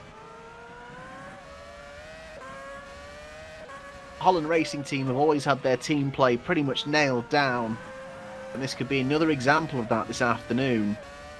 But as you say, is it all within? Is it all fine and within the rulebook? And Murno's still going to go for the undercut. Poland's is in as well. So it's going to be 15 laps of racing on the softs. Oh, God, it looks like Murno is very close to the front side of his box there. That's a brilliant stop. Oh, Poland's, that's going to be close in the end. Wow. I mean, I can imagine, because I myself will be frustrated at least after these tactical shenanigans there by Holland Racing Team. But it is still not over. Murno has been quick throughout. He will have a chance to undercut Woolborn. And his pit crew did a much better job than the Holland Racing Team pit crew there. So the gap is now down to just over 2 seconds again. Knežević is in the pit. Is this going to be for his final stop? I think it is. He should be on the softs, I believe. I don't think he's been on them yet. Yeah, and there he is. So it's going to be interesting to see how Bingenheimer factors into this, because he's now gone past, but he does have to stop again, we believe. I think it's going to be a stretch to make those softs last to the end, considering the length of Bingenheimer's previous stints on the tyre. Is in the pits. Oh, and he's going to pull the trigger straight away. Jana coming out, Yannis Volborn in, Benton Reeder also following Yannis Volborn in. Here comes Yannis Volborn. Where is Pascal Poland's? Where is Lucas Murno? They are both clear. So it seems like Yannis Volborn is going to be in DRS range of Lucas Murno once they get up to speed. Murno's got to try and reel in Pascal Poland's. Benton Reeder in the meantime, no issues for him. Onto the super softs for him. And this will be him to the end. And there's Bingenheimer, who's been absolutely flying on those super softs. But as you can tell, he's not going to be thinking about preserving them. He knows he's stopping again. And it's an incredible pace from him. Question is it going to be enough to keep him in the top 8? Yeah, he's racing Weller and Knežević. Weller, in the meantime, in the pits as well. Knežević made it past. So, yeah, this is going to be interesting. Bingenheimer will be in, and if he can keep up this pace, he might have a chance to catch Knežević and Weller on track towards the end of this race. So this is another very, very interesting battle. Bingenheimer's soft's about 9 laps old at this point, and he's chasing Benton Reeder, who's just come out of the pit. So it'll be interesting to see There he goes. It's Pascal Polens with a 1 minute 15.5, but interestingly, that has just been taken off him by Lucas Murno. 1 minute 15.3, quicker by 0.2 of a second. Murno is the fastest man on track with the fastest lap. Now this is very interesting. That strategy in the end might cost them more than they gained here.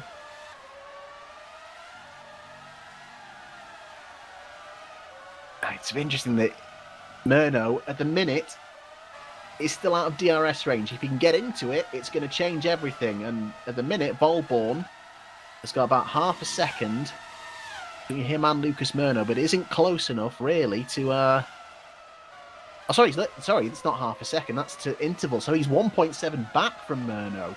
So he is also comfortably out of DRS range.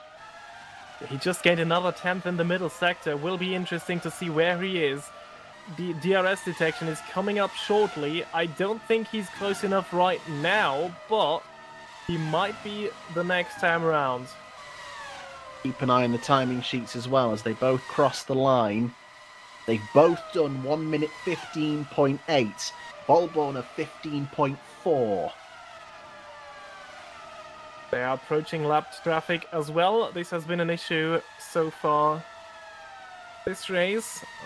There have been a few penalties handed out to Quercio, Machado, I think. That's correct, yeah. There is another one for Quercio, probably track limits, because we haven't heard anything from race control.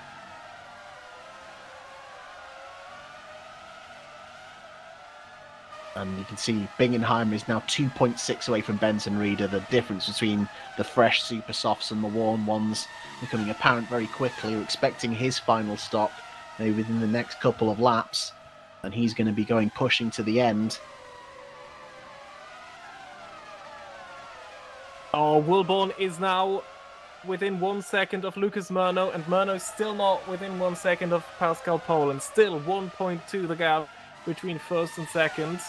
It's been an incredible middle sector from Yannis Volborn. Half a second quicker than both of the people ahead of him to reel in Lucas Murno. And he's going to get even closer. Maybe not close enough to make a move, but it's going to have him looking behind him in the next lap. And there is the first 1 minute 14 of the day.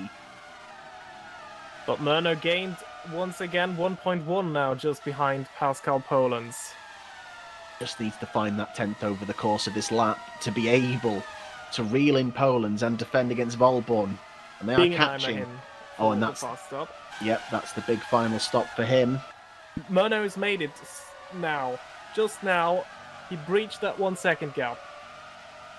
Got to be in there by the time both of those detections go. Yeah, this will help him now because I think he's close enough for at the detection point here. So he will gain on that straight between turn 9 and 10. Yeah, the DRS is open, so now he's going to gain more. And he hopefully, for his sake, is in the DRS on the main straight. So once again, we will have that three-way fight for the race win. Pascal Polens leading Lucas Murno, 0.8 seconds, and Wilborn further 0.7 seconds behind. Got to nail the exit of this final corner. It looks like he's done very well there indeed. Across the line we go. The gap's shot up to a second, but he was within the second for the DRS range. As you can see, the wing is open. So they will close it down towards turn 1. No one making a move just yet. Everyone within a 10th of each other over that last lap. All doing 1 minute 15.5s. Apart from Volborn, he was in the high 0.4s. So incredibly close, and they're just slowly reeling in this pack ahead. It's not a slow pack either, so that looks like Jordan Gagiano. Ah, it is. They're obviously fighting over that 9th spot, because obviously if anything does happen to the top 8, they might inherit a late point this afternoon. They're going to have to keep one eye on that, and Gagiano's currently in DRS range, but now Polens with a little wiggle there just to be like, hey, I'm here. He got the DRS then, but it's now in the way, and Gagiano bails out. Yeah, well done, fair play there. Now Mark Jordan's next up, and he might, again, inadvertently help Pascal Polens with DRS to defend. Oh, he looks a bit far away, though. No, he does not have the DRS. Doesn't, so that's going to allow Murnau to close in, but Volborn's closer again as well. The minute Volborn is the fastest man on track.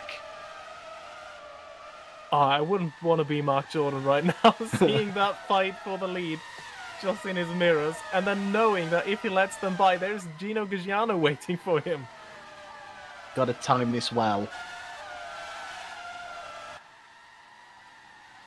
Surely this little run down to turn 7's the place to do it. They're right on him. He's got to duck out, and he does so. Well done. But now he's going to really want to get back on the throttle because he knows Gagiano's there. Oh, he's going to pick up DRS though. So well done by Mark Jordan. Yeah, that was beautifully played by him. In the meantime, though, the gap down to 0.4 of a second.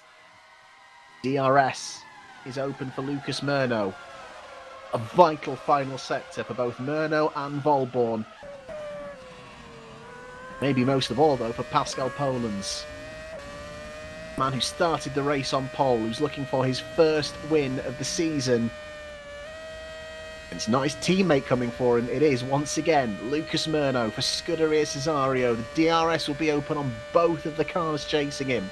About half a second, it's closing, but it won't be close enough this time. It's a little look out.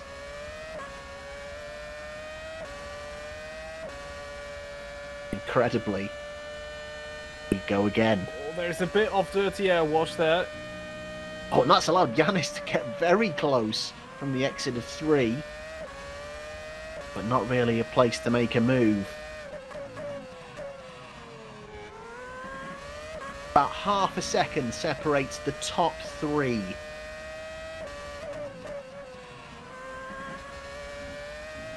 We're in the final 8 laps of the race.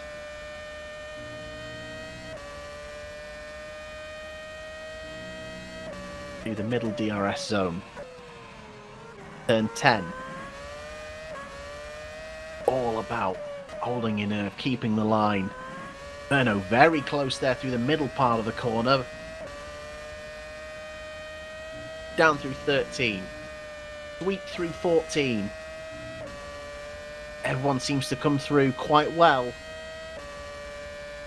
Here comes DRS again, but it's just not quite close enough. How close is Volborn to Murnau? He seems to be bearing... Yeah. Oh, it looks... The depth of field there just made it look like he was a lot closer than I think he actually was. In the meantime, Bingenheimer is ahead of Knezovic and Weller, so that strategy worked a charm, and he's just 5 seconds behind Pushka.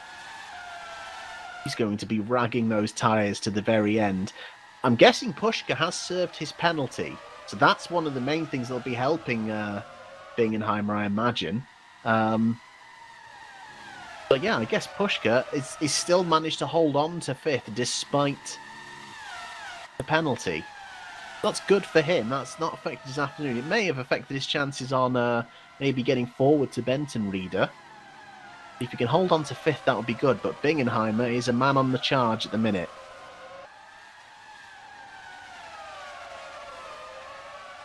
Here we go again. Through turn 13 we go. Pascal Polens again, just the importance of getting the exit. And wow, did Murnau have a bit of a moment there? Or was he just trying to stay within the slipstream of Polens? I think it was. He doesn't seem to have lost too much time. In fact, he's gained a lot. And he's right under the back wing of Pascal Polens. Through 3 they go. Is he going to get affected by the dirty air this time? Not this time.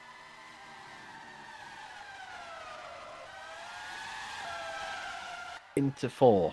Oh, Volborn was very close there. He is having a little look down the inside there. I don't know if I think he's just trying to unsettle Murnau and maybe just get him looking behind rather than forward. I think he's trying to play the rear gunner as best as possible, in that it's diverting Murnau's attention from the orange car ahead to the orange car behind. Both have DRS. I don't think Murnau's going to slide up here. Volborn half thinking about it. Murnau has to leave the space and compromise his line, which does give Polens a chance. It doesn't seem to have done too much, though. They're very close. Volborn is right behind. This could be a good chance for him on this lap to make the move. Run out from 13. Here we go. And immediately Poland's darting over to the right of the track to get out of the slipstream. But there's about 4/10 between each of them respectively. Is Murno going to have a look? He's going to go to the inside. He's going to look for it. It's amazing that they don't touch. Poland's slamming the door massively. Volborn looking to get round by having to let off the throttle. They're incredibly close up to 4. Poland's is going to go defensive. Both of them snap back onto the line. Oh, and he's going to look up the inside of 4 to try and settle him to the inside. He's now just trying to find anywhere on the track he can have a look. The one thing I hope for is that all 3 of them do finish, though, that we don't end in a collision. But they are so close to each other, and Volborn now is on the back. That's compromised his line here, but Volborn's wide. Ooh, just pushing it out of turn 9.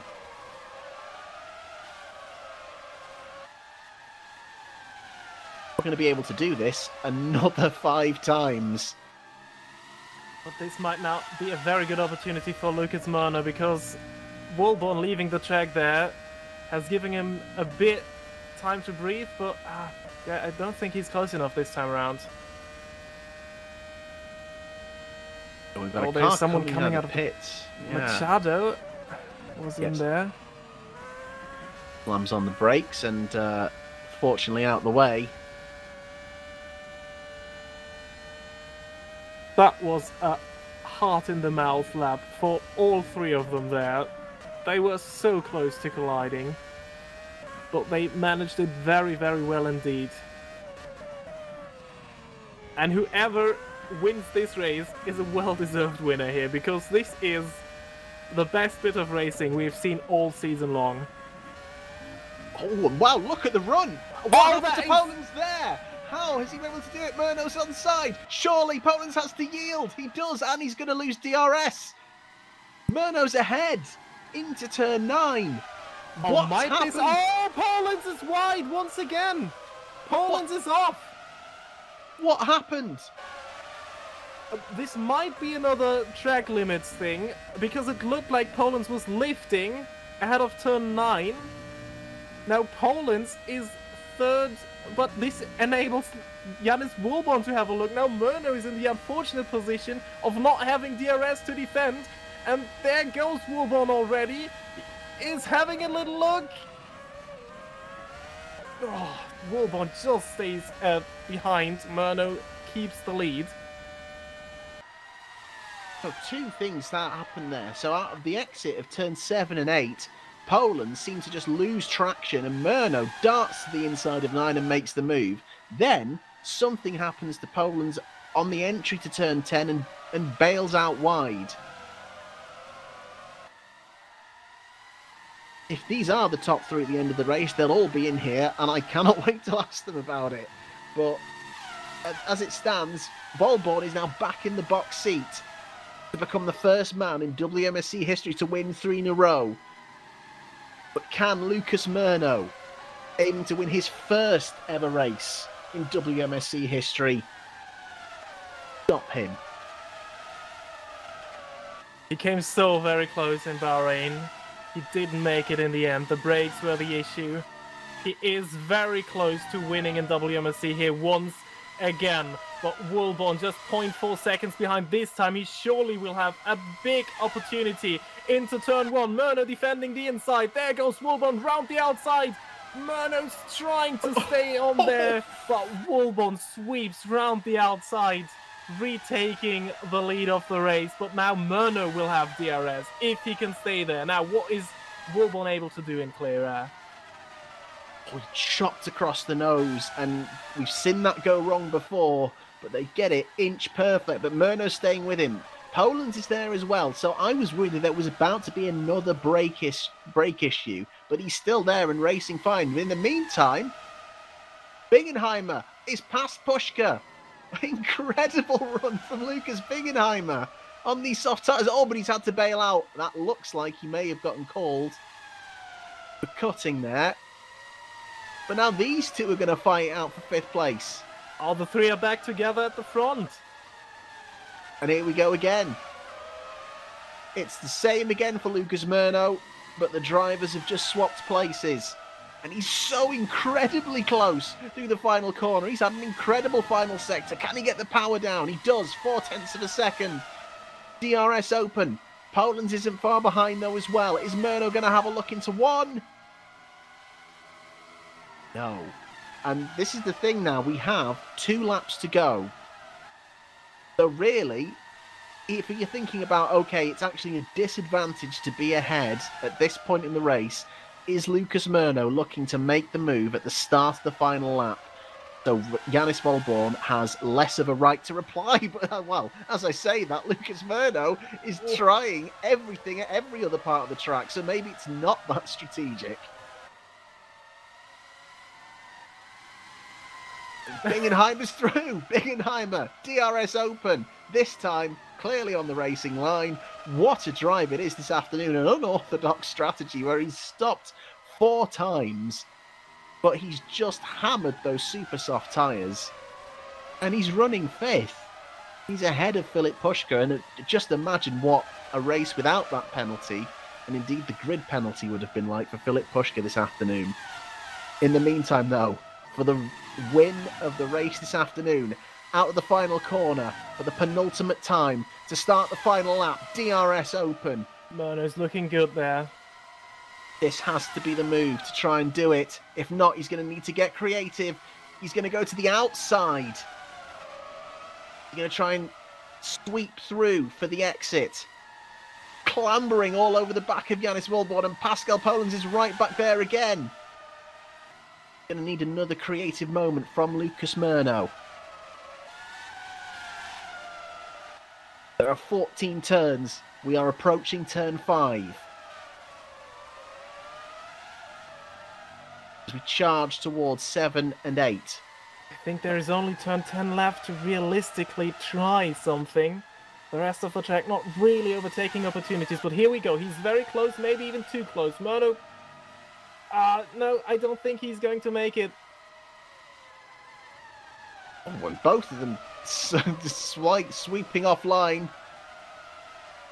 But it looks like Volborn's going to hang on. Oh, but he's got a little bit wide there. Into turn 12. There might be half a chance coming into the final corner. This is going to be incredibly close. Out of 14, towards the line. It's 3 in a row for Yannis Volborn. Lucas Murno comes second. Pascal Polens third. It's a repeat of the podium in Bahrain. And what an incredible race that was. Congratulations to all 3 of them. That was fabulous. Daniel Benson-Reader home in 4th. In the meantime, for Better Julia, Lucas Bingenheimer, another incredible story from this afternoon, making a 4-stopper work, spending most of his time on the super soft tyres and just lapping as fast as he possibly could.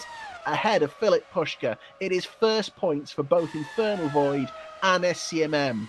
In the meantime, Denny Vella is going to hold up Alexander Knežević, and it's a 3rd consecutive double points finish for Better Julia. Wow, and breathe. What a race. From all 3 of them. That was some incredible stuff. We told you WMSC won't disappoint, and it certainly did not disappoint this time. I'm going to look to get the top 3 in once they've had a breather, but that is incredible.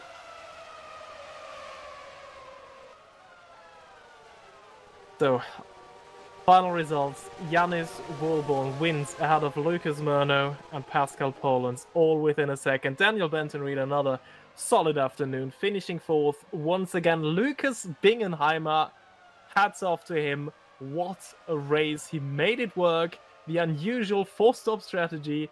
He finished in 5th. Filip Puška then in 6th. Danny Vella 7th, and Alexander Knežević completes the point scoring positions in 8th. Mark Jordan, tough luck for him, only 9th. This time Gino Giugiano finishes 10th. And then we have Tim Haug in 11th, Max Heyman 12th, Mauricio Quercio 13th, Mateus Machado 14th, and then the non-finishers of today are Gonzalez Cativo, Jendrik Bierhoff, João Fernando, and Gabriel Peckley. And I think we have two of the top three with us already. It's the Holland Racing team, guys. What an incredible race we have been treated to this afternoon. Yanis, we'll start with you. For long parts of that, it looked like you were going to have to settle for a runners-up spot this afternoon, and then it all seemed to come back to you. Were there any kind of team plans going in, or was it just to see how the race unfolded? Yeah, well, Pascal was faster today, so yeah, I would fully agree with second place. Yeah, but everything came different than we all thought. Yeah. It was an incredible fight between the three of you this afternoon. How tight was it there? Because it seemed like there were some really close moments. Was it on edge, or did you all seem to have it under control? Yeah, more or less was on edge. One move was a bit over when Lucas steered on the straight into Pascal, which caused hard damage for Pascal and slowed his car down for about 3/10 a lap. Absolutely. And just ahead of that final stop, was there a bit of team play there to try and negate the undercut in terms of, stopping Lucas, stopping first and trying to get ahead? Was that the plan in terms of, because there was a big gap that got pulled towards just ahead of those final round of stops? Yeah, we tried to repair Pascal's damage, but yeah, unfortunately it didn't work out for him. I see, because that makes a lot of sense now, because we saw the comparative speed in stops between Lucas and Pascal. So that makes a lot of sense. But an incredible drive again this afternoon. 3 in a row, the first person to ever win 3 races in a row at WMSC. None of them have been easy for you. It seems like you've been made to fight like them. It's been hard work for you so far this season. More or less, yes. Well, the DRS is so strong, so Lucas can keep up with us. I believe without the DRS, be a bit easier for us. And obviously Monaco up next. How are you feeling heading into that one? Yeah, it's a nice track, and I hope to get 4 out of 4. Incredible start this season, Yanis. Congratulations. Thank you very much. Thanks. Lucas, to you next. So incredibly close again. This time we got the fight all the way to the end that we were denied in Bahrain. An incredible drive from you. Just talk me through your race this afternoon. How was that from your point of view? I'm not gonna lie, I'm a bit tired, but yeah. But was in a good manner. I didn't expect that we could be so close again to ADRTs at this point. Is the fact that the degradation of the tires was a bit hit on this track, so we could follow a little bit further from the ADRTs. So it was a really good manner, and I thought that it wouldn't go anywhere since they are making the strategy of Carlos Sainz in Singapore every race since then, because the DRS, like Yannis said, is powerful, so it helps. So even that in final part of the race, we can see even more proof.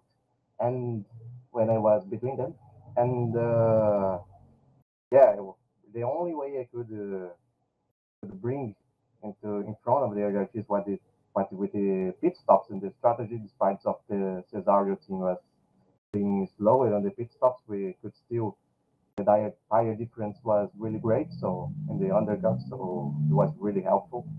But again, their cars was more downforce on his package, so their package, so it was a bit easier to follow, and that was really difficult to stay them behind. But was really good, was solid result. We had a really proper fight between us three. I'm very happy with that. Very happy with the situation of Cesario right now comparing to the last season.